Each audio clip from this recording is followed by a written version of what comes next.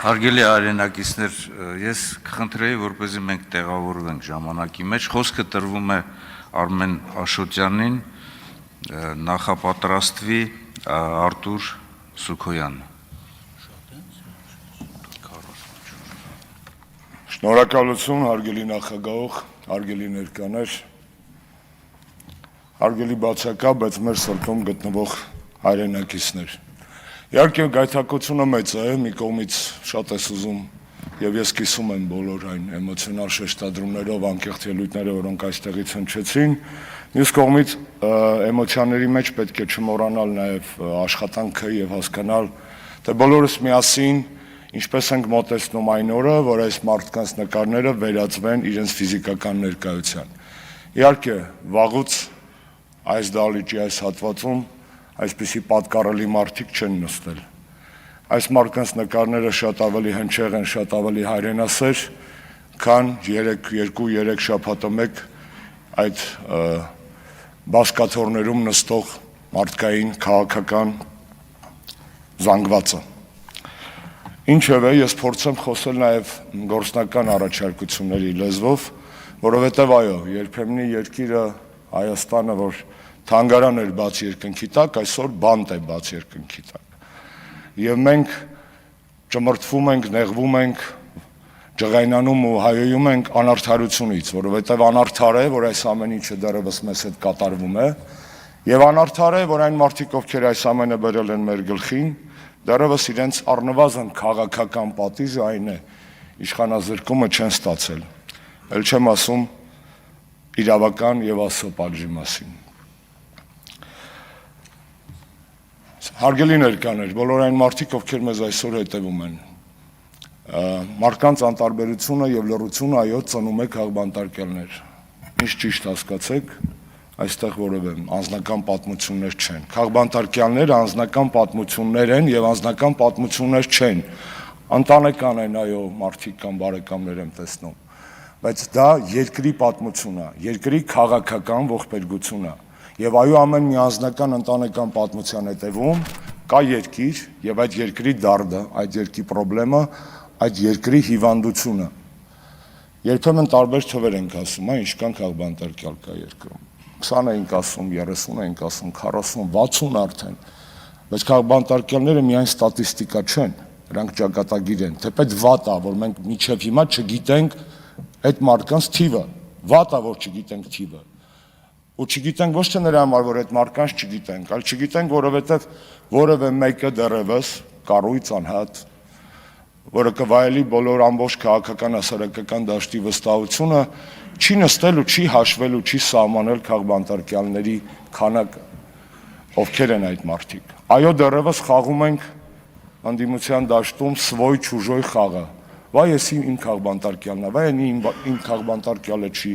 Լուսաբանման մեջ ենք խաղում, խոսույթի մեջ ենք խաղում։ Կներեք անգամ այստեղ այսօր մի քիչ խաղացինք։ Դրա համար ես անուններ չեմ տալու։ Հասկանում եմ բոլորի անունը տալ հնարավոր չի, բայց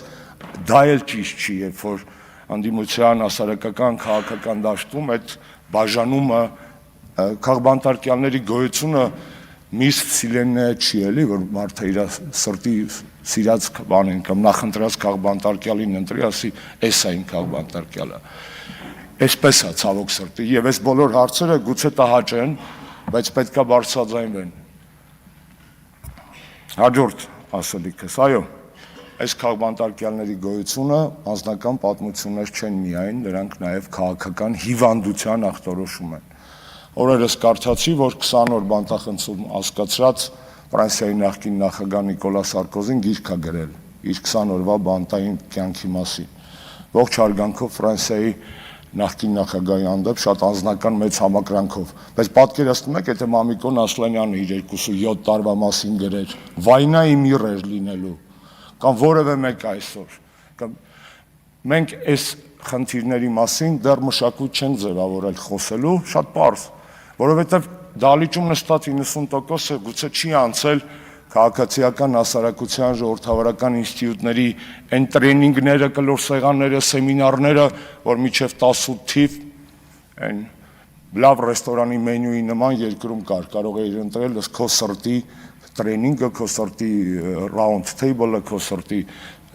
NGO-ն քո սրտի հիմնադրամը, որը քեզ կֆինանսավորի։ Չենք անցել, չգիտենք ոնց է պետք անել, բայց դժվար չի դա սովորելը, որովհետև այո, քաղաքական բանտարկյալների ազատության համար պայքարը ունի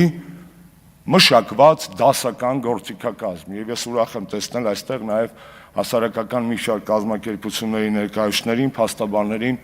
որոնք այդ գործիքակազմին շատ լավ տիրապետում են։ Խոսում ենք ճանաչել է աշխարհը, որ կա քաղաքբանտարկյալ, թե չի ճանաչել։ Իհարկե ճանաչել է։ Ոնց է ճանաչել։ Տարբեր ձևերով։ Ձեր խոնարհ ծառան 3 փաստաբաններով, ռեզոլյուցիաներով քաղաքբանտարկյալ է ճանաչվել եվրոպական։ Հետո ինչ։ ԱՄՆ պետական դեպարտամենտի մարդու իրավունքների 23 թվականի զեկույցում Հայաստանի մասով բառացի գրած է։ Հայաստանի դատական համակարգը կոռումպացված է, կախյալ է եւ քաղաքականացված։ Հա, չի գրած որ կա քաղաքբանտարկյալ, բայց լոգիկա է, չէ՞, եթե դատարանը քաղաքականացված է, իր որոշումները քաղաքական են, այդ թվում կալանքները կնականհայտ է, որ այո, չկա այդ ուղիղ հիշատակումը։ Ինչպես կասեին գեղեցիկ աղջիկները, որոնք փորձում են ռուսերեն սովորել, обиднее։ Обиднее որ չկա։ Բայց ինչ, հանգստանանք դրանով, ոչ։ ՀՀԿ խորհրդարանական վեաժողովը նշանակել է 2022 թվականին հատուկ զեկուցող քաղաքբանտարկյալների գծով։ ՀՀԿ տարածքում 57 երկրներում։ Խաբար ենք դրա մասին։ Գուցե տեսական։ Դիմել ենք երբևէ։ Չէ, ես չէ։ Եթե որևէ մեկը դիմել է, մունաթս հանում եմ։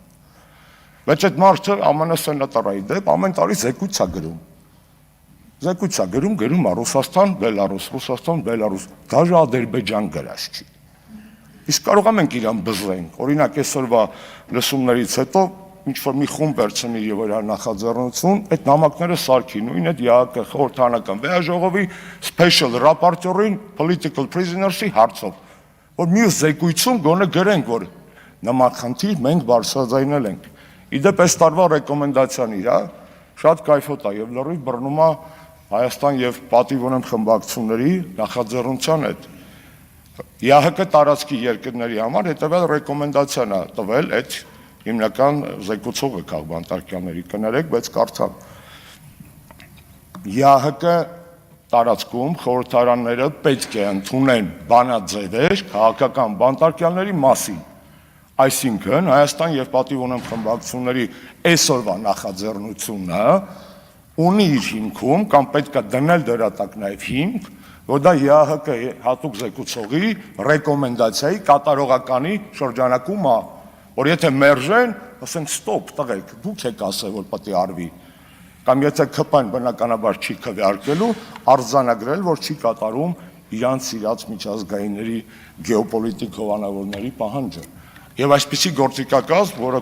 թույլ տվեք կոչել smart գործիքակազմ, այո, պետք է օգտագործել։ Հաջորդը միանգամից առաջարկություն եմ անում։ Այսինքն հաջորդ առաջարկությունից։ ՀՀԿ երկրներին խորհուրդ է տրված հոկտեմբերի 30-ը իրենց ազգային տոնացույցերում սահմանել որպես քաղաքական բանտարկյալների օր։ Ես դիմում եմ պատիվ ունեմ խմբակցությանը, իմ հարազատ կուսակիցներից եւ Հայաստան խմբակցությանը խնդրեմ արեք օրենսդրական նախաձեռնություն այս հայտարարությանը զուգահեռ նաեւ նման օրը մեր տոների եւ իշատակի տոնացույցում ֆիքսելու համար եւ դա իրոք ՀՀԿ ռեկոմենդացիա է։ Հաջորդ առաջարկս հնչեցրել է մի քանի օր առաջ, սիրելի TV-ներ, որպես այդ ամեն ինչով անցած եւ հələ գուցե անցող մարդ, ձեզ ասեմ, որ շատ կարեւոր է, որ քաղաքբանտարկյալը նստած է, իրան TV-ով լսի, այսինքն իր մասին լսի, որ իրան չեն մոռացել։ Պարզ է, Երևանում սփռվում են քիչ TV-ներ, ընդդիմադիր TV-ներից առաջամարտիկ TV կա, ունը չտամ, որ չստացվի կոնկրետ, որ թիրախավորում եմ։ Բայց ակնհայտ է, որ կարիք կա ամեն օրվա թողարկման քաղաքական բանտարկյալների մասին։ Ընտանիքի, երեխեքը գան ուղերձանային, ընկերները, փաստաբանները պատմեն, մարդիկ նստեն, որտեղ այդ ժամին հաստատ ձեզ հավաստիացնում եմ, քաղաքբանտարկյալները ուրիշ ալիք չեն նայում։ Նայում են կոնկրետ այդ ալիքը։ Եվ շատ ճիշտ կլինի, որ իրանց մասին լսեն, որ իրանք մոռացված չեն, լքված չեն, որ անկախ քաղաքական հայացքներից իրանց պաշտպանող կա, որ իրանց երեխան իրանց տելևիզորով ծնունդ է շնորհավորում, օրինակ եմ ասում, բայց դա շատ, ես դες հավաստիացնում եմ, այդ մարդկանց մեզ, իրանց հիմա ուժ է տվելու տալու։ Սա առաջարկ է, խնդրում եմ, ես չեմ միջնորդում ձեր խմբագրական քաղաքականության մեջ, բայց խնդրում եմ դա արեք, Տրամուշով ջան, 2 րոպե եմ խնդրում, բայց իմ հաշվարկով կներեք։ Հաջորդ առաջարկս, գործնական եմ խոսում, էմոցիաները փորձում եմ դնել մի կողմ։ Քաղաքական բանտարկյալների ազատության համար կարևորագույն գործիք է կոչվում է naming, shaming, այսինքն տալիս ես մեղավորի անունը ու այդ մարդուն խայտարակ ես անում։ Մենք ֆիքսվել ենք Նիկոլ Փաշինյանի վրա, իհարկե ինքն է մայր մեղուն, այս ամեն ինչի էս քխ վիճակի, ինքն է։ Բայց այդտեղ կան այն Դովլատովի ասած, իսկ այդ դանոսները ով է գրել, այդ քննիչներն ովքեր են, այդ դատախազները ովքեր են, դրանց անունները պետք է տրվի, այդ naming, shaming, այսինքն ասել ամեն գործով քննիչների անունը, ովքեր սխալ բան են անում, ասել ամեն գործով դատախազների անունը, որոնք ապօրինի բան են անում, թե չէ ֆիքսվել ենք, լավ, մեր մաքսիմումը դատավորն է, մեկ էլ գլխավոր դատախազը, բայց արանքի մուրաբեյնիկը չկա, իրանք մեղ չունեն, որ համաձայնվել են անել քաղաքական պատվեր ուրիշի ընտանիքի հաշվին, պահել սեփական ընտանիքը, ուրիշի ընտանիքը քանդելու, թիրախավորելու հաշվին, սեփական ընտանիքը չհասկացա։ Դա հիմնավորում չի, չէ, տուն ենք պահում, ով տուն չի պահում, այս մարդիկ տուն չեն պահում, իսկ ով է իրանց տունը այսօր պահում։ Եվ վերջինը երևի թե, երբ որ նստած էի բանտախցում, մի երկրպագու, այսպես ասած, ինձ Երուսաղեմից մոմ եք վերել, որը տղաները լավ գիտեն, որ նստած է, ընդունված չի բանտախցից վեժ տանելը, բացի անձնական իրերից։ Այս մոմի կեսը վառել եմ իմ բանտախցում և սա պահել եմ, հետս բերել էի, այսօր վառում եմ այս մոմը, այս մարդկանց ազատության և մեր երկրի ազատագրման համար։ Ավելի լավ ավառենք մենք մոմ, քան հավերժ անիծենք անցյալը։ Ազատություն բոլոր քաղբանտարկյալներին։ Շնորհակալ եմ։